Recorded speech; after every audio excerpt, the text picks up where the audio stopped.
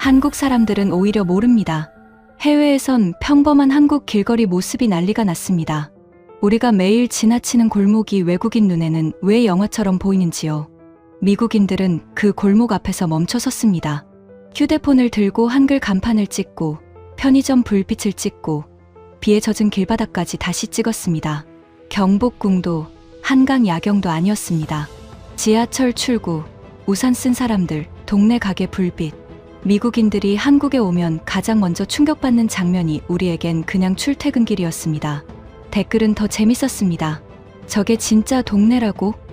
왜 영화 세트장 같지? 한국인만 몰랐던 진짜 매력은 유명 관광지 밖에 숨어 있었습니다. 그들이 한국에 와서 우리가 생각지도 못한 모습들에 놀라는 이유. 오늘은 그 7가지를 공개하겠습니다. 한국 최고라고 댓글을 남겨주세요. 여러분의 구독과 좋아요는 아주 큰 힘이 됩니다. 한국인은 그냥 지나치는 골목이었는데 외국인의 휴대폰 화면에는 그 장면이 영화의 첫 장면처럼 남았습니다. 저는 미국에서 해외여행 상품을 검토하는 일을 하고 있습니다. 정확히는 누군가 새로운 여행지를 제안해 오면 그것이 실제 상품이 될 수 있는지를 판단하는 역할입니다. 경험으로 말씀드리면 대부분의 제안은 처음 5분을 넘기기 어렵습니다. 내용이 얇거나 차별점이 없거나 현지 영상이 기대를 한참 못 미치거나 이유는 항상 있습니다. 그리고 저는 그 이유를 찾는 게 일입니다. 그날도 그렇게 시작됐죠. 동료 하나가 영상 링크를 하나 보내왔습니다. 짧은 메시지였습니다. 이거 한 번만 봐줘. 재생 버튼을 눌렀을 때 저는 솔직히 기대가 없었습니다. 경복궁이나 명동 같은 이름이 튀어나오겠거니 싶었습니다. 그런데 화면에 보이는 건 그게 아니었습니다. 비에 젖은 좁은 골목이었습니다. 한글 간판들이 줄지어 있고 우산을 든 사람들이 조용히 지나가고 편의점 불빛이 빗속에서 번지고 있었습니다. 카메라를 들고 있는 건 미국에서 온 여행자였는데 그는 아무 말도 하지 않았습니다. 설명도 없고 자막도 없었습니다. 그냥 그 골목을 천천히 걸으면서 카메라를 계속 켜두고 있었습니다. 10분짜리 영상이었는데 저는 멈추지 않았습니다. 그것 자체가 이미 이상한 일이었죠. 영상 아래 댓글을 훑으면서 저는 한 가지를 발견했습니다. 한국어로 달린 댓글들은 거의 같은 말을 하고 있었습니다. 이게 뭐가 특별해요? 그냥 우리 동네잖아요. 저도 매일 지나가는 길인데 별거 없는 골목을 왜 찍는 거죠? 그런데 영어 댓글은 완전히 달랐습니다. 영화 세트 같다. 이게 진짜 동네라고? 처음 보는 나라인데 왜 이렇게 익숙한 느낌이 나는 거지? 빗속에서 저 편의점에 들어가서 뭔가 사 먹고 싶다. 같은 골목을 같은 시간에 같은 화면으로 보고 있는데 한국 사람과 외국인이 완전히 다른 장면을 보고 있었습니다. 저는 영상을 멈췄습니다. 그리고 처음부터 다시 틀었습니다. 뭔가 편집 트릭이 있거나 촬영 각도가 특별하게 계산된 게 아닐까 싶었습니다. 그런데 그것도 아니었습니다. 골목은 진짜로 그냥 골목이었습니다. 오래된 건물들, 낡은 페인트, 좁은 인도, 정류장 하나. 특별히 꾸며진 것도 관광을 위해 만들어진 것도 아니었습니다. 그런데 카메라는 꺼지지 않았습니다. 보는 사람도 꺼지지 않았습니다. 조회수를 확인했습니다. 이미 꽤 많이 올라와 있었습니다. 거기다가 비슷한 영상들이 또 있었습니다. 서울 어딘가의 골목, 지하철역 안, 편의점 앞, 횡단보도를 건너는 사람들. 전부 유명 관광지가 아닌 곳이었고 전부 외국인 여행자들이 직접 찍은 영상이었습니다. 댓글 반응도 비슷했습니다. 이게 왜 이렇게 좋지? 한국에 가보고 싶어졌다.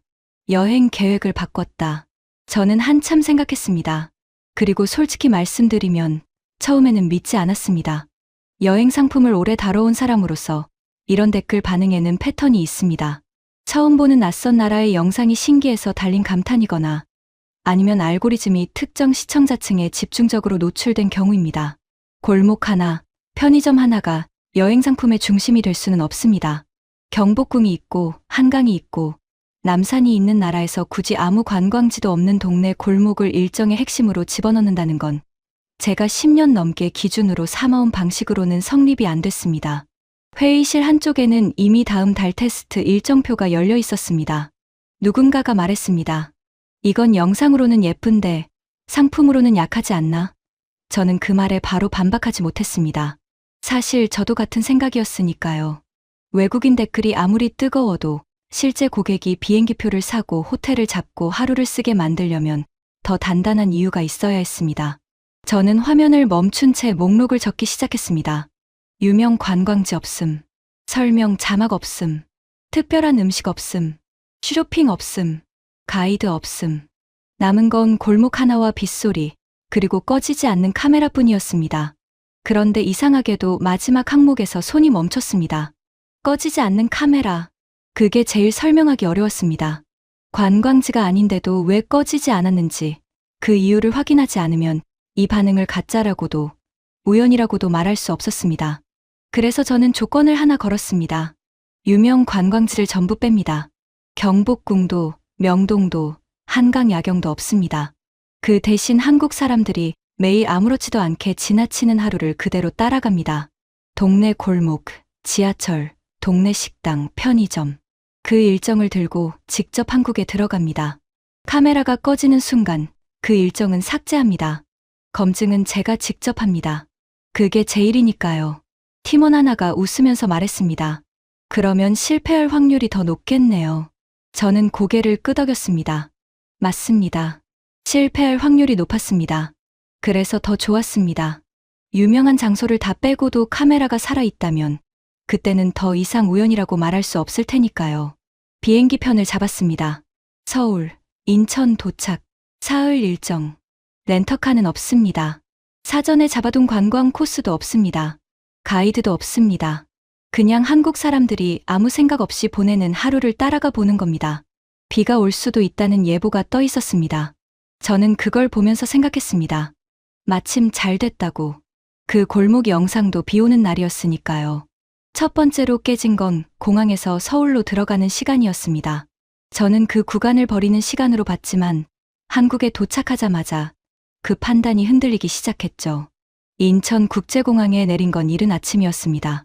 한국 시간으로 새벽 6시가 막 넘어 있었고 저는 비행기에서 나오면서 바로 메모를 꺼내 들었습니다. 여행 상품을 검토할 때 저는 항상 이렇게 합니다. 현장에 도착하기 전에 이미 의심하는 항목들을 메모 한쪽에 적어두는 겁니다. 이번 메모 맨 위에 있는 항목이 공항 이동 구간이었습니다. 렌터카 없음, 공항 픽업 없음, 대중교통 단독 진입. 저는 미국에서 해외 여행 상품을 만들 때 공항 이동을 이렇게 남겨두는 경우를 거의 본 적이 없습니다. 목적지가 어디든 공항에서 숙소까지의 이동은 투명하게 처리하는 게 기본입니다. 픽업 차량이 대기하거나 아니면 이 구간은 그냥 버리는 시간으로 묶어두거나 초행인 여행자가 낯선 나라에서 짐을 끌고 표지판을 읽으며 혼자 대중교통을 타야 한다는 건 상품 설계 입장에서 리스크입니다. 언어 장벽, 방향 감각, 무거운 짐, 장거리 비행 후 피로. 이 네 가지가 동시에 쌓이면 출발 첫 시간에 여행 만족도가 무너집니다. 그 항목에 저는 물음표를 3개 달아뒀습니다. 그런데 짐을 찾아 바깥으로 나왔을 때 분위기가 제가 예상한 것과 달랐습니다. 공항이 넓고 조용했는데 동선이 엉키지 않았습니다. 안내판이 천장 곳곳에 붙어 있었고 한국어, 아래에 영어가 나란히 적혀 있었습니다. 지하철, 버스, 공항철도, 택시 승강장, 방향마다 화살표가 겹치지 않게 구분돼 있었습니다. 저는 지도 앱을 켤 필요도 없이 표지판만 따라 걸었습니다. 짐을 끌고 있었는데도 막히는 순간이 없었습니다. 교통카드를 사야 했습니다. 기계 앞에 섰을 때 외국어 선택 버튼이 바로 보였습니다. 영어를 고르니 안내가 영어로 전환됐습니다. 카드를 만들고 금액을 충전하는데 2분도 걸리지 않았습니다. 직원 도움 없이 언어 때문에 막힘 없이 처리했습니다. 저는 기계를 한 번 더 봤습니다.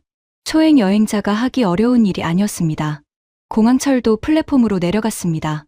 승강문 앞에 사람들이 줄을 서고 있었습니다. 노란 선 안쪽으로 문이 열릴 위치에 맞춰 나란히 서 있었습니다. 소리 없이, 별도의 안내 방송도 없이 열차가 들어왔을 때 아무도 앞으로 밀고 나오지 않았습니다. 내리는 사람이 다 빠진 다음에야 탑승이 시작됐습니다. 저는 그 광경을 보면서 잠깐 멈췄습니다. 공항 플랫폼에서 이 정도 흐름이 유지되는 건 제가 다녀본 도시 중에 흔한 일이 아니었습니다. 열차가 출발했습니다. 창밖으로 공항 활주로가 지나가고 갯벌이 잠깐 보였다가 논으로 이어졌습니다. 그리고 산이 나타났습니다. 낮고 완만한 산이었는데 초록이 짙었습니다. 그 아래로 아파트 단지가 펼쳐지기 시작했습니다. 몇 개가 아니었습니다. 능선을 따라 강을 끼고 층층이 이어진 건물들이 지평선을 채웠습니다. 그 사이로 한글 간판들이 빠르게 스쳐갔습니다. 글자가 크고 굵었고 색이 선명했습니다. 저는 그 간판들을 읽을 수 없었지만 리듬감이 있었습니다. 이상하게 눈에 잘 들어왔습니다. 한강이 나왔습니다. 다리가 여러 개였습니다. 이른 아침인데도 차들이 다리 위에 줄을 이루고 있었습니다. 강폭이 상당했습니다. 저는 창에 얼굴을 가까이 붙이고 그 풍경을 한참 봤습니다. 열차 안은 조용했습니다. 옆 좌석 사람은 이어폰을 끼고 있었고 맞은편 어르신은 눈을 감고 있었습니다. 아무도 창밖을 특별히 신경 쓰지 않았습니다. 그냥 평범한 아침이었던 겁니다. 저한테는 처음 보는 장면인데 이 사람들한테는 아무렇지도 않은 하루였습니다. 저는 그 간극이 흥미로웠습니다. 그때 뒤쪽에 있던 외국인 부부가 휴대폰을 들어 창밖을 찍기 시작하더군요. 둘은 큰 소리로 감탄하지 않았습니다. 그냥 서로를 보며 웃고 다시 창밖을 찍었습니다. 저는 그 행동이 더 신경 쓰였죠. 설명이 없는데도 찍고 있다는 것. 누가 권하지 않았는데도 화면을 남기고 있다는 것. 공항에서 서울로 들어가는 이동 시간이 이미 그들에게는 여행의 첫 장면이 되고 있었습니다. 서울역에 내렸습니다. 역사가 컸습니다. 지하에서 지상으로 이어지는 동선이 잘 나뉘어 있었고 출구마다 번호가 붙어 있었습니다. 짐을 끌고 에스컬레이터를 타면서 메모를 다시 펼쳤습니다.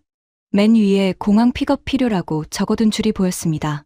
저는 그 줄에 선을 그었습니다. 그리고 바로 아래에 짧게 적었습니다. 도착부터 촬영 시작. 버리는 시간이라고 생각했던 구간이 첫 장면이 돼버린 겁니다. 제 일정표에서 처음 생긴 수정이었습니다. 그건 인정할 수밖에 없었죠. 하지만 바로 다음 항목으로 넘어갔습니다. 도심 한가운데까지 들어왔습니다. 이제부터가 진짜 문제입니다. 관광지는 없습니다. 랜드마크도 없습니다. 이 상태에서 하루가 채워질 수 있을까요? 두 번째는 목적지 없는 동네 골목이었습니다. 이름난 장소가 없어도 여행자의 발걸음이 계속 이어질 수 있는지 그걸 확인해야 했습니다. 숙소에 짐을 내려놓고 밖으로 나온 건 오후 1시가 막 넘어서였습니다. 숙소 위치는 제가 일부러 골랐습니다. 지도에서 확인했을 때 유명 카페 거리도 없고 맛집이 몰린 구역도 아니었습니다. 근처에 지하철역 하나, 편의점 2개, 그 정도가 전부인 동네였습니다. 여행 상품 검증을 할 때 저는 가장 불리한 조건을 먼저 테스트합니다. 좋은 조건에서 좋은 결과가 나오는 건 당연합니다. 불리한 조건에서도 버텨야 상품이 됩니다. 오늘 루트는 간단했습니다. 숙소 반경 도보 20분 거리. 목적지 없이 그냥 걷는 겁니다. 저는 이게 가장 나쁜 검증 조건이라고 생각했습니다. 미국 여행 상품 기준으로 보면 이건 일정이 아닙니다. 일정이 없는 시간입니다. 갈 곳이 정해지지 않으면 카메라는 꺼집니다. 그게 제가 이 일을 하면서 반복해서 확인한 사실이었습니다. 저는 그 확신을 가지고 숙소 문을 나섰습니다. 지하철 출구 계단을 올라왔습니다. 출구 벽면에 주변 지도가 붙어 있었습니다. 골목 이름, 버스 정류장 위치, 가까운 시설들이 표시돼 있었습니다. 계단을 다 올라서자 눈앞에 산이 보였습니다. 멀지 않은 거리에 낮고 완만한 산 하나가 아파트 단지 바로 뒤에 서 있었습니다. 지하철역 출구를 나오자마자 저런 풍경이 보이는 게 어색했습니다. 미국 도심에서는 보기 힘든 장면이었습니다. 저는 잠깐 그 자리에서 멈췄습니다. 골목으로 들어갔습니다. 꺾이는 첫 번째 모퉁이에 빵집이 있었습니다. 유리창 너머로 트레이에 빵들이 줄지어 놓여 있었고 문을 열자 냄새가 먼저 들어왔습니다. 갓 구운 냄새였습니다. 안에 손님이 3명 있었는데 전부 조용히 고르고 있었습니다. 한 명이 계산하고 나갔고 다음 손님이 그 자리로 이동했습니다. 흐름이 자연스러웠습니다. 별다른 안내가 없어도 사람들이 알아서 움직이고 있었습니다. 저는 잠깐 그 안을 들여다보다가 걸음을 이어갔습니다. 조금 더 걷자 편의점이 나왔습니다. 유리문 바로 앞에 플라스틱 의자가 2개 놓여 있었습니다. 한 어르신이 거기 앉아 캔커피를 손에 들고 있었습니다. 뭘 보는 것도 아니고 그냥 앉아 있었습니다. 저는 그 의자 앞에서 멈췄습니다. 의자를 저기 놓는다는 건 누군가 앉을 거라는 전제가 있어야 가능합니다. 그리고 실제로 거기 사람이 앉아 있었습니다. 한국 사람들은 그냥 지나치겠지만 처음 이 나라에 온 사람 눈에는 저 의자 하나가 다르게 읽힐 수 있겠다는 생각이 들었습니다. 저는 메모에 짧게 적었습니다. 편의점 앞 의자. 골목을 꺾으니 약국이 나왔습니다. 입구에 가격표 붙은 제품들이 진열돼 있었고 안에서 약사가 손님에게 뭔가를 설명하는 모습이 유리창 너머로 보였습니다. 그 다음 블록에는 세탁소가 있었습니다. 유리에 가격표가 붙어 있었고 안에서 기계 돌아가는 소리가 밖까지 들렸습니다. 저는 그 두 가게를 지나면서 생각했습니다. 이게 생활권이라는 거구나. 걷는 거리 안에 필요한 게 다 있는 구조. 차 없이도 일상이 이어지게 돼 있는 도시. 담장을 따라 걷다 보니 학교가 나왔습니다. 수업 중인지 조용했습니다. 담장 끝에 작은 문방구가 있었습니다. 문이 열려 있었고 안에 색연필과 공책들이 진열돼 있었습니다. 아이 둘이 나오다가 저를 보더니 금방 시선을 거뒀습니다. 그리고 자기들끼리 뭔가를 속닥이며 골목 안쪽으로 사라졌습니다. 저는 그 뒷모습을 잠깐 봤습니다. 특별한 장면이 아니었는데 카메라를 꺼내고 싶어졌습니다. 횡단보도 앞에서 멈췄습니다. 빨간불이었습니다. 제 옆으로 사람들이 서기 시작했습니다. 하나, 둘, 다섯, 7명. 차가 거의 없는데도 다들 기다렸습니다. 신호가 바뀌자 한꺼번에 움직였습니다. 소리 없이 빠르게 서로 부딪히지 않고 건너편에 닿는데 몇 초가 안 걸렸습니다. 저는 건너고 나서 돌아봤습니다. 이미 다음 사람들이 서서 기다리고 있었습니다. 저는 그 장면을 보면서 메모에 한 줄 적었습니다. 특별한 게 없는데 계속 보게 된다. 같이 걷던 고객은 그때마다 아주 짧게 멈췄습니다. 빵집 앞에서는 유리창 안을 찍었고 편의점 의자 앞에서는 웃으며 손가락으로 가리켰습니다. 약국과 세탁소 앞에서는 간판을 읽지는 못해도 색과 배열이 재미있다며 카메라를 들었습니다. 저는 그 모습을 보며 조금 불편해졌습니다. 제가 일정표에서 비워둔 시간이 고객에게는 빈 시간이 아니었던 겁니다. 1시간 40분이 지나 있었습니다. 저는 일정표를 펼쳤습니다. 오늘 오후 칸에 자유시간이라고 적혀 있는 게 보였습니다. 저는 그 두 글자의 줄을 그었습니다. 옆에 다시 썼습니다. 동네 검증 루트. 그런데 걸으면서 한 가지가 마음에 걸리기 시작했습니다. 장면이 흥미롭다는 건 인정합니다. 그런데 여행자는 결국 피로해집니다. 발이 아파지고 배터리가 떨어지고 어딘가 앉아서 숨을 고르고 싶어집니다. 동네를 걷는 것만으로는 오래 못 갑니다. 그 순간에 이 일정은 여행자를 어떻게 붙들어둘 수 있을까요? 세 번째는 카페였습니다. 사진 한 장을 건지는 장소가 아니라 지친 여행자를 다시 걷게 만드는 쉼터인지 봐야 했죠. 카페를 이 일정에 넣는 건 처음부터 생각이 없었습니다. 미국에서 해외여행 상품을 다룰 때 카페는 보통 한 가지 용도로 씁니다. 배경이 예쁜 사진 컷이죠. 특색 있는 인테리어, 음료가 담긴 잔, 창가로 들어오는 빛. 20대, 30대가 좋아하는 장면들입니다. 그런데 이번 타겟은 그 연령대가 아닙니다. 60대, 70대 여행자들한테 카페를 보상으로 올리는 건 설득력이 없었습니다. 공간이 예쁘다는 게 그 연령대 여행자의 지갑을 열게 만드는 이유가 되는 경우를 저는 경험상 거의 보지 못했습니다. 그래서 일정표에서 카페 항목은 처음부터 비워뒀습니다. 그런데 오후 2시가 넘었을 때 저는 솔직히 어딘가에 앉고 싶었습니다. 장거리 비행 후 이른 아침 도착, 공항에서 서울까지 이동, 그리고 오전 내내 숙소 주변을 걸었습니다. 발이 아팠습니다. 카메라 배터리는 20% 아래로 내려가 있었고 물이 필요했고 화장실도 필요했습니다. 이 상태에서 다음 이동으로 바로 붙이면 고객은 즐기는 게 아니라 버티는 겁니다. 그리고 버티는 여행자의 카메라는 꺼집니다. 장면이 아무리 좋아도 몸이 먼저 포기하면 소용이 없습니다. 골목을 돌다가 카페 하나가 눈에 들어왔습니다. 특별히 유명한 곳도 아니었고 간판이 눈길을 끄는 것도 아니었습니다. 그냥 동네 카페였습니다. 들어가기 전에 유리창을 들여다봤습니다. 손님이 꽤 있었는데 아무도 서두르지 않았습니다. 노트북을 펼친 사람, 책을 읽는 사람, 창가에 앉아서 골목을 내려다보는 사람, 음료잔이 거의 비었는데도 자리를 뜰 기미가 없는 사람도 있었습니다. 들어갔습니다. 입구 쪽 벽면 아래에 콘센트가 여러 개 붙어 있었습니다. 좌석 사이사이에도 있었습니다. 충전이 필요하면 꽂으면 됐습니다. 자리를 찾아 헤매지 않아도 됐고 직원한테 따로 물어볼 필요도 없었습니다. 화장실은 안쪽에 표시가 붙어 있었습니다. 찾는데 시간이 걸리지 않았습니다. 좌석은 여유가 있었습니다. 테이블 사이 간격이 넓어서 큰 가방을 옆 의자에 올려두거나 발밑에 내려놓아도 통로를 막지 않을 정도였습니다. 창가 두 자리에 노부부가 앉아 있었습니다. 각자 음료를 앞에 두고 있었는데 크게 대화를 나누는 것도 아니었습니다. 창밖을 보다가 서로를 보다가 다시 잔을 들었습니다. 조용하고 느린 시간이었습니다. 그 옆 테이블에는 20대로 보이는 두 사람이 노트북을 함께 들여다보고 있었습니다. 뭔가를 얘기하다가 작게 웃더니 다시 화면으로 시선을 내렸습니다. 구석 자리에는 혼자 앉아 책을 읽는 중년 남성이 있었습니다. 잔이 거의 비어 있었는데도 책장을 계속 넘기고 있었습니다. 어느 테이블도 자리를 비워줘야 한다는 분위기가 없었습니다. 같이 들어온 고객은 먼저 화장실 위치를 확인했고 그 다음 빈 콘센트 옆자리를 보고 안심한 표정을 지었습니다.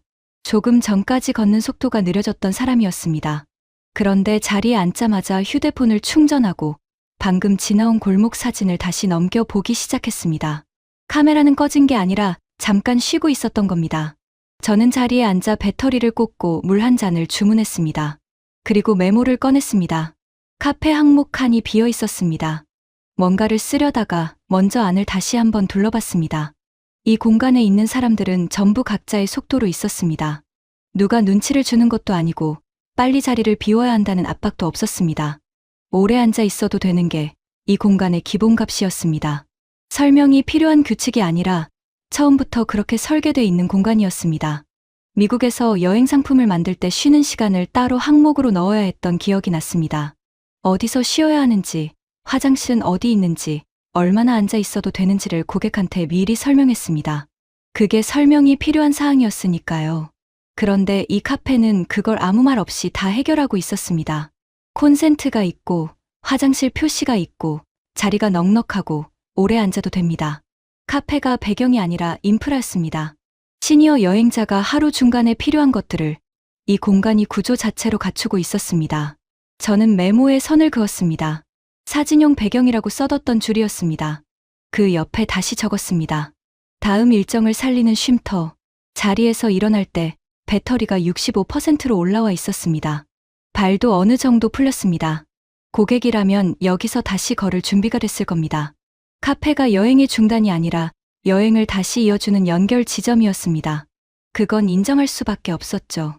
하지만 다음 구간이 남아 있었습니다. 지하철을 타야 했습니다. 환승도 한 번 있었습니다. 초행인 여행자가 환승 구간에서 방향을 잃으면 그때도 이 일정이 버텨낼 수 있을까요? 그게 다음 물음표였습니다. 네 번째는 지하철이었습니다. 차가 없는 일정이 위험인지 오히려 여행을 편하게 만드는 힘인지 확인할 차례였습니다. 지하철 환승 구간은 이 일정에서 제가 가장 걱정하던 부분이었습니다. 미국에서 대중교통 중심의 여행 상품이 무너지는 지점은 대부분 거기였습니다. 환승이 복잡하거나 안내판이 헷갈리거나 이동 중에 화장실을 찾지 못하거나 그 중에서 초행 여행자한테 가장 타격이 큰 건 화장실 문제였습니다.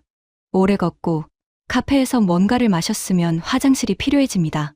그런데 낯선 나라의 지하철역 안에서 화장실을 찾지 못하면 그 순간부터 여행자 머릿속은 풍경이 아니라 불편함으로 채워집니다. 카메라는 그때 꺼집니다. 그리고 한 번 꺼진 카메라는 좀처럼 다시 켜지지 않습니다. 렌터카가 없는 일정이니 이 구간을 뺄 수는 없었습니다. 하지만 여기서 문제가 터지면 지금까지 살려낸 장면들이 전부 의미를 잃을 수 있었습니다. 직접 들어가 보기로 했죠. 환승역으로 들어갔습니다. 사람이 많았습니다. 그런데 처음 들어오는 사람도 방향을 찾는 게 어렵지 않았습니다. 천장에 노선 안내판이 붙어 있었고 방향마다 색으로 구분된 화살표가 이어졌습니다. 숫자 호선과 색이 동시에 표시됐기 때문에 한글을 읽지 못해도 색만 따라가면 됐습니다. 저는 일부러 지도 앱을 쓰지 않고 표지판만 따라 걸었습니다. 막히는 지점이 없었습니다. 중간에 고객이 한 번 발걸음을 멈췄습니다. 어느 방향으로 가야 하는지 헷갈린 표정이었습니다. 저는 일부러 먼저 말하지 않았습니다. 이럴 때 누군가 옆에서 계속 설명해줘야만 움직일 수 있다면 그건 자유여행 일정으로 쓰기 어렵습니다. 고객은 천장 안내판을 한 번 보고 바닥에 붙은 색깔선을 다시 봤습니다. 그리고 손가락으로 같은 색을 따라가며 천천히 걸음을 옮겼습니다. 그때 카메라가 다시 켜졌습니다. 풍경을 찍으려는 게 아니라 길을 찾는 방식 자체를 찍고 있었습니다. 걷는 도중에 화장실 표시가 나왔습니다. 이동 경로 중간에 자연스럽게 나타났습니다. 따로 찾아 나서지 않아도 됐습니다. 들어가 봤습니다. 넓었습니다. 세면대가 여러 개였고 물이 제대로 나왔습니다. 비누가 있었습니다. 손 닦는 곳 옆에 쓰레기통이 있었습니다. 바닥이 젖어 있지 않았습니다. 관리가 된 공간이었습니다. 나오면서 잠깐 멈췄습니다. 무료였습니다. 따로 동전을 넣거나 카드를 대지 않아도 됐습니다. 유럽이나 동남아 일부 도시에서는 유료인 경우가 많습니다. 그리고 유료인데 관리가 안 돼 있는 경우도 있죠. 여기서는 그 두 가지가 다 해결돼 있었습니다. 화장실을 나와 다시 환승통로로 들어왔을 때도 흐름은 끊기지 않았습니다. 엘리베이터 위치가 따로 표시돼 있었고 에스컬레이터 옆에는 계단이 같이 있었습니다. 걸음이 느린 사람은 느린 대로, 급한 사람은 급한 대로 움직일 수 있었습니다. 저는 그 차이를 봤습니다. 여행자를 편하게 만드는 건 화려한 장식이 아니라 선택지가 자연스럽게 놓여 있는 구조였습니다. 플랫폼으로 내려갔습니다. 스크린 도어가 닫혀 있었습니다. 안내판에 다음 열차 도착까지 남은 시간이 숫자로 표시되고 있었습니다. 3분, 2분, 1분. 열차가 들어오자 도어가 함께 열렸습니다. 내리는 사람이 먼저 나왔고 그 다음 탑승이 시작됐습니다. 플랫폼 바닥에 탑승 위치 표시가 돼 있었고 사람들은 그 양옆으로 나뉘어 서 있었습니다.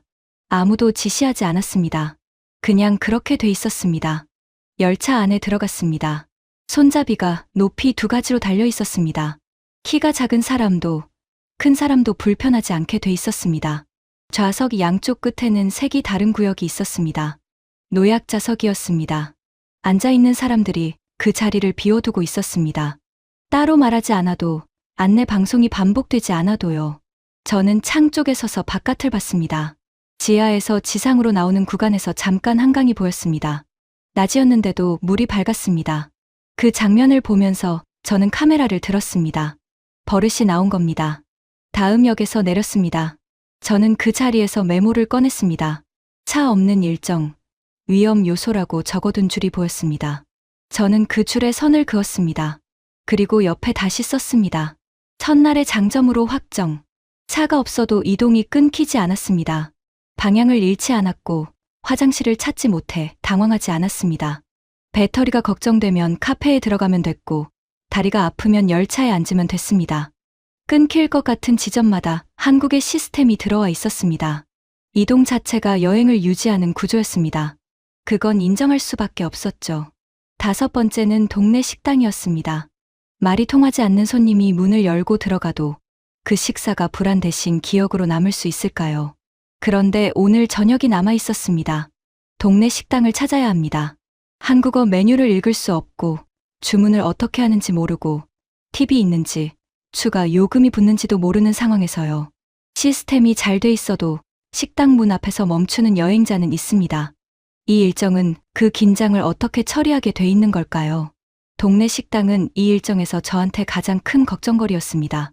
대중교통 시스템이 아무리 잘 돼 있어도 식당 문 앞에서 발걸음을 돌리는 여행자는 있습니다. 낯선 나라의 동네 식당이 가진 부담은 생각보다 많습니다. 메뉴를 읽을 수 없고 주문하는 방식을 모르고 짐을 어디 둬야 하는지 모르고 팁을 줘야 하는지 추가 요금이 붙는지도 모릅니다. 그 불확실성들이 문 앞에서 한꺼번에 쌓이면 여행자는 들어가기 전에 이미 포기합니다. 저는 그런 경우를 여러 번 봤습니다. 동네 식당 앞에서 발걸음을 돌려 편의점으로 가는 여행자들을요. 그래서 이 일정의 저녁 식사 구간에 저는 메모를 하나 달아뒀습니다. 동네 식당, 고위험. 유명 관광지를 다 빼고 동네만 걷는 일정인데 저녁 식사까지 동네 식당으로 보낸다는 건 리스크가 컸습니다. 맛집 리스트를 따로 추가하거나 호텔 식당 옵션을 붙이는 방향도 생각하고 있었습니다. 그런데 직접 겪어보지 않고 판단을 내리는 건 검증이 아닙니다. 저는 숙소 근처 골목으로 나갔습니다. 좁은 골목 안에 작은 식당 하나가 있었습니다. 창문 너머로 안이 들여다보였습니다. 테이블이 몇 개 있었고 손님들이 밥을 먹고 있었습니다. 특별한 구석이 없는 식당이었습니다. 저는 잠깐 망설였다가 문을 열고 들어갔습니다. 문 앞에는 메뉴 사진이 붙어 있었고 가격도 같이 적혀 있었습니다. 저는 그 앞에서 일부러 오래 서 있었습니다. 고객이라면 여기서 무엇을 보고 안심할까, 무엇을 보고 돌아설까를 확인하고 싶었습니다. 안쪽 손님들은 저를 신기하게 쳐다보지 않았습니다. 누가 들어오든 자연스럽게 받아들이는 분위기였습니다. 그 평범함이 오히려 긴장을 조금 낮췄습니다. 문을 열기 전부터 계산했던 위험이 아주 조금 흔들렸습니다. 자리에 앉자마자 가장 먼저 눈에 들어온 건 의자였습니다.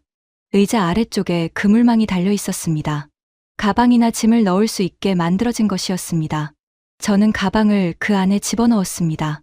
발에 걸리지 않았고 옆자리를 침범하지도 않았습니다. 말도 없이 안내도 없이 해결됐습니다. 테이블 한쪽에 버튼이 하나 붙어 있었습니다. 호출벨이었습니다. 필요할 때 누르면 됐습니다. 직원을 찾아 고개를 돌릴 필요도, 눈을 맞추려고 기다릴 필요도 없었습니다. 그냥 누르면 왔습니다. 저는 그 버튼을 보면서 잠깐 생각했습니다. 언어가 통하지 않아도 이 버튼 하나로 소통이 됩니다. 메뉴판을 폈습니다. 사진이 있었습니다. 사진 아래에 이름과 숫자가 붙어 있었습니다. 한글을 읽을 수 없어도 사진을 가리키고 숫자를 확인하면 주문이 됐습니다. 저는 그 방식으로 주문했습니다. 직원은 알아들었습니다. 말이 오고 가지 않아도 됐습니다. 주문이 끝난 뒤 직원은 테이블 위를 빠르게 정리했습니다. 젖은 행주가 한번 지나가고 물컵이 놓이고 수저통이 제 쪽으로 조금 당겨졌습니다. 제가 부탁한 적은 없었습니다. 그런데 필요한 것들이 순서대로 제 앞에 놓였습니다. 저는 그 장면을 보며 조금 놀랐습니다. 언어가 부족한 여행자에게 가장 필요한 건 긴 설명이 아니라 무엇을 어떻게 해야 하는지 몸으로 알 수 있게 해주는 흐름이었습니다. 음식이 나왔습니다. 메인 요리 하나가 나왔는데 테이블 위에 작은 그릇들이 여럿 함께 놓였습니다. 반찬이었습니다. 따로 주문한 게 아니었습니다. 그냥 나왔습니다. 저는 하나씩 맛봤습니다. 먹다 보니 한 그릇이 비었습니다. 직원이 지나가다 그걸 보더니 말없이 다시 채워줬습니다. 요청하지 않았는데도요. 추가 요금이 붙는 건지 걱정이 됐습니다. 계산서가 나왔을 때 확인했습니다. 메뉴판에 있던 숫자 그대로였습니다. 반찬이 리필됐어도 추가된 금액이 없었습니다. 계산을 마치고 나오면서 저는 테이블 위에 팁을 놓으려 했습니다. 직원이 손을 저으며 고개를 흔들었습니다. 받지 않겠다는 표시였습니다. 말은 통하지 않았지만 그 행동은 분명했습니다. 저는 지갑을 다시 넣었습니다. 밖으로 나와서 메모를 폈습니다. 동네 식당, 고위험이라고 적어둔 줄이 보였습니다. 저는 그 줄에 선을 그었습니다. 옆에 다시 썼습니다. 생활 배려 체험. 식당이 유명하지 않아도 됐습니다. 메뉴가 특별하지 않아도 됐습니다. 외국인이 긴장하지 않고 들어올 수 있고, 들어와서 당황하지 않고, 나오면서 손해본 느낌이 없는 공간. 그게 이미 충분한 보상이었습니다. 그 사실을 인정하는데 생각보다 오래 걸렸습니다. 6번째는 비 오는 밤 산책이었습니다. 지우려던 일정이 오히려 클라이맥스가 될 수 있는지 저도 믿기 어려웠습니다. 밤이 됐습니다. 그리고 비가 내리기 시작했습니다. 저는 숙소 창을 보면서 생각했습니다. 밤 산책은 빼야 할 것 같았습니다. 피로도 쌓여 있었고 비까지 오고 있었습니다. 이 상태에서 밖으로 내보내는 일정을 유지한다는 건 상식적으로 맞지 않았습니다. 저는 일정표를 펼치고 밤 산책 항목의 줄을 긋기 시작했습니다. 줄을 다 긋기 전에 창밖을 한 번 더 봤습니다. 쏟아지는 비는 아니었습니다. 우산을 쓰면 걸을 수 있는 정도였습니다. 저는 잠깐 생각했습니다. 이 일정의 시작점이 뭐였는지를요. 비에 젖은 골목, 편의점 불빛, 우산 든 사람들. 그 영상에서 카메라가 꺼지지 않았던 건 날씨가 좋아서가 아니었습니다. 비가 와도 그 장면은 살아 있었습니다. 저는 손을 잠깐 멈췄습니다. 줄을 다 긋지 않은 채로 메모를 덮었습니다. 나가보기로 했습니다. 직접 보지 않고 지우면 검증이 아니니까요. 우산을 챙겨서 숙소를 나왔습니다. 골목에 발을 내딛자마자 달랐습니다. 도로가 젖어 있었고 그 위에 한글 간판 불빛이 번지고 있었습니다. 붉은 글자, 노란 글자, 흰 글자, 빗물에 번진 색들이 도로 위에 길게 늘어졌습니다. 저는 발걸음을 멈추고 그 장면을 봤습니다. 낮에 걸었던 골목인데 밤과 비가 겹치면서 완전히 다른 공간이 돼 있었습니다. 같이 걷던 고객은 골목 입구에서 한번 멈췄습니다. 피곤한 표정이었는데 휴대폰을 꺼내더니 화면을 켰습니다. 저는 그 행동을 보고 조금 당황했습니다. 밤이고 비가 오면 카메라가 꺼질 거라고 봤습니다. 그런데 오히려 그 순간에 카메라가 켜졌습니다. 고객은 말을 많이 하지 않았습니다. 다만 젖은 도로에 비친 간판을 찍고 우산 끝에서 떨어지는 물방울을 찍고 편의점 불빛 아래 지나가는 사람들을 찍었습니다. 우산을 든 사람들이 지나갔습니다. 각자의 방향으로, 각자의 속도로. 어떤 사람은 편의점에서 나오면서 우산을 폈습니다. 어떤 사람은 버스 정류장 지붕 아래 서서 핸드폰을 보고 있었습니다. 어떤 사람은 지하철 입구 계단을 빠르게 내려갔습니다. 비가 와도 서울은 멈추지 않았습니다. 낮과 크게 다르지 않은 흐름이었습니다. 우산 하나씩 더 든 것 말고는요. 편의점 앞을 지나쳤습니다. 입구 바로 옆에 우산꽂이가 있었습니다. 젖은 우산을 접어 꽂고 들어갈 수 있게 만들어진 거였습니다. 그 옆에 발판 매트가 깔려 있었습니다. 빗물에 젖은 신발을 닦고 들어오라는 것이었습니다. 따로 안내문이 붙어 있는 것도 아니었습니다. 그냥 거기 있었습니다. 저는 그 앞에서 잠깐 멈췄습니다. 비 오는 날을 위한 준비가 문 바깥에서부터 돼 있었습니다. 다음 가게 앞에도 비슷한 매트가 깔려 있었습니다. 약국 앞에도, 작은 옷가게 앞에도, 골목 안가게들이 각자 비를 받아들이는 방식을 갖추고 있었습니다. 통일된 규정이 있는 게 아닐 텐데 각자 그렇게 하고 있었습니다. 저는 그게 흥미로웠습니다. 누군가 불편할 걸 미리 생각하고 각자 준비해둔 것들이었습니다. 버스 정류장 지붕 아래에 사람들이 서 있었습니다. 우산을 접고 지붕 아래로 들어온 사람들이었습니다. 버스가 오면 줄이 움직이고 내리는 사람이 나오고 타는 사람이 들어갔습니다. 비가 와도 정류장의 흐름은 낮과 다르지 않았습니다. 저는 그 장면을 보면서 카메라를 들었습니다. 이번엔 버릇이 아니었습니다. 찍어야겠다고 생각했기 때문이었습니다. 지하철 입구가 보였습니다. 계단 위쪽에 좁은 비닐 포장대가 있었습니다. 우산을 그 안에 넣어서 물기가 떨어지지 않게 하고 들어갈 수 있게 만들어진 것이었습니다. 역 안으로 빗물이 들어오지 않게 하는 장치였습니다. 저는 그걸 보면서 생각했습니다. 비가 오면 여행이 불편해진다고 봤는데 이 도시는 비가 오는 날도 설계가 돼 있었습니다. 횡단보도 앞에 서는 사람들이 우산을 조금씩 기울여 서로 부딪히지 않게 서 있었습니다. 신호가 바뀌자 검은 우산, 투명 우산, 노란 우산이 한꺼번에 움직였습니다. 멀리서 보면 작은 행렬 같았습니다. 저는 그 장면에서 이상하게 첫날 봤던 댓글이 떠올랐습니다. 영화 세트 같다는 말. 그때는 과장이라고 생각했는데 지금은 그 말이 왜 나왔는지 알 것 같았습니다. 그 장면 하나로 이미 삭제선은 힘을 잃고 있었습니다. 골목을 한 바퀴 더 돌다가 숙소 방향으로 돌아섰습니다. 발은 어느 정도 젖었습니다. 비는 계속 내리고 있었습니다. 그런데 카메라는 꺼지지 않았습니다. 낮보다 오히려 더 많이 들었습니다. 비에 번지는 빛이, 우산 사이로 보이는 간판이, 젖은 도로 위에 반사된 색들이 전부 화면에 담고 싶은 장면이었습니다. 숙소로 들어와 메모를 폈습니다. 밤 산책 항목에 줄을 긋다 멈춘 흔적이 남아 있었습니다. 저는 지우개로 그 줄을 지웠습니다. 옆에 다시 썼습니다. 클라이맥스. 그리고 7번째는 길을 잃은 순간이었습니다. 표지판도 사진 메뉴도 숫자도 통하지 않을 때 이 하루가 끝까지 이어질 수 있는지 보는 마지막 확인이었죠. 그런데 이틀 내내 한 번도 제대로 말이 통한 적이 없었습니다. 표지판을 보고 사진을 가리키고 손짓으로 해결했습니다. 그게 지금까지는 됐습니다. 하지만 그 방법이 통하지 않는 순간이 오면 어떻게 되는 걸까요? 골목에서 방향을 잃고 번역 앱도 충분하지 않은 상황이 오면요. 그때도 이 하루가 끊기지 않을 수 있을까요? 마지막 물음표는 사흘째 아침에도 사라지지 않고 있었습니다. 저는 이미 일정의 상당 부분을 인정한 상태였습니다. 공항 이동이 첫 장면이 됐고 동네 골목이 검증 루트가 됐습니다. 카페가 사진컷에서 쉼터로 바뀌었고 지하철이 위험 요소에서 장점으로 올라갔습니다. 식당이 긴장의 공간이 아니라 배려의 공간이 됐고 비 오는 밤이 클라이맥스가 됐습니다. 지우려고 했던 것들이 하나씩 살아났습니다. 그런데 언어는 달랐습니다. 지금까지 말 없이도 됐던 건 표지판과 사진과 숫자가 있었기 때문이었습니다. 그 방법이 통하지 않는 순간이 오면 하루가 진짜로 끊길 수 있었습니다. 저는 그 부분만큼은 아직 물음표를 지우지 않고 있었습니다. 사흘 일정을 잡은 건 그 물음표까지 확인하고 싶었기 때문이기도 했습니다. 사흘째 오후, 저는 숙소에서 익숙해진 방향이 아닌 쪽으로 걸었습니다. 지도 앱을 따라 골목 안으로 들어갔는데 골목이 안쪽에서 꺾이고 또 꺾이더니 담장이 나왔습니다.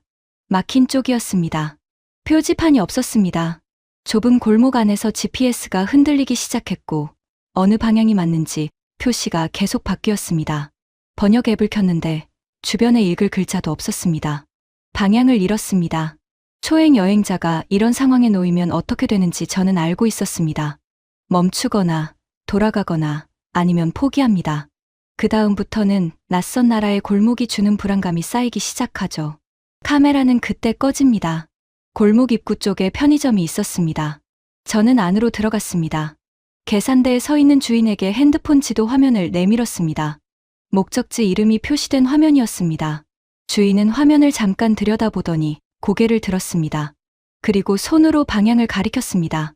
오른쪽으로 나가서 다시 왼쪽, 천천히 2번 반복했습니다. 저는 고개를 끄덕였습니다. 말은 없었습니다. 그것만으로 충분했습니다. 주인은 다시 자기 일로 돌아갔습니다. 그 방향으로 걸었습니다. 한 블록을 지나자 다시 갈림길이 나왔습니다. 왼쪽이 2갈래였습니다. 저는 멈춰 서서 핸드폰을 다시 열었습니다. 그때 옆에서 인기척이 났습니다. 고개를 돌리니 어르신 한 분이 가던 길을 멈추고 서 있었습니다. 제가 핸드폰을 들고 멈춰 서 있는 걸 봤는지 먼저 화면을 보여달라는 손짓을 했습니다. 저는 핸드폰을 내밀었습니다. 어르신은 화면을 잠깐 보더니 고개를 끄덕이고는 앞장서서 걷기 시작했습니다. 제가 따라오는지 한번 돌아보고 다시 걷고 골목이 꺾이는 지점마다 멈춰서 저를 확인했습니다. 2블록쯤 걸었을 때 지하철 입구가 보이는 곳에서 어르신이 멈췄습니다. 입구를 손으로 가리켰습니다. 저는 고맙다는 뜻으로 고개를 깊이 숙였습니다. 어르신은 짧게 뭔가를 말하더니 왔던 방향으로 돌아갔습니다. 자기가 가던 길이 있었던 겁니다. 저를 데려다주기 위해 방향을 바꾼 것이었습니다. 저는 지하철 입구 앞에 잠깐 서 있었습니다. 말이 한마디도 오고 가지 않았습니다. 편의점 주인도 그 어르신도 저한테 이름을 묻지 않았고 어디서 왔는지도 묻지 않았습니다. 설명을 듣거나 보상을 바란 것도 아니었습니다. 그냥 길을 잃은 사람이 있으니까 도왔습니다. 정말 그게 전부였죠. 대단한 친절을 베푼 것도 아니었습니다. 당연한 일이니까 당연하게 한 것처럼 보였습니다. 이상하게도 그 장면이 오래 마음에 남았습니다. 숙소로 돌아와 기획서를 열었습니다. 맨 위에 제목이 있었습니다.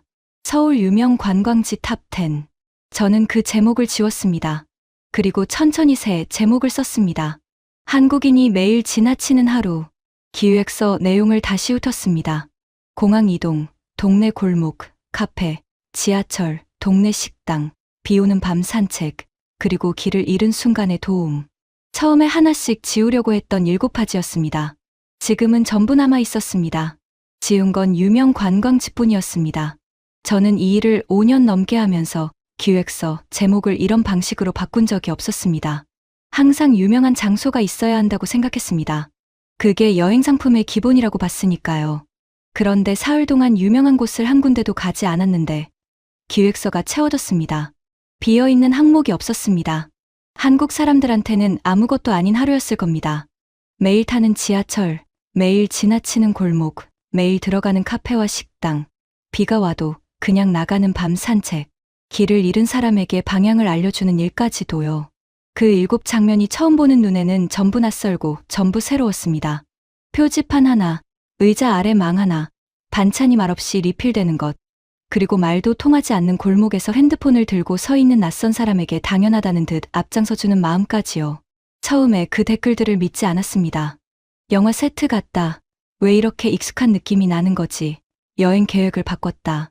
과장이거나 알고리즘 착시라고 봤죠. 그런데 사흘을 지내고 나서야 그 댓글들이 왜 달렸는지 알 것 같았습니다.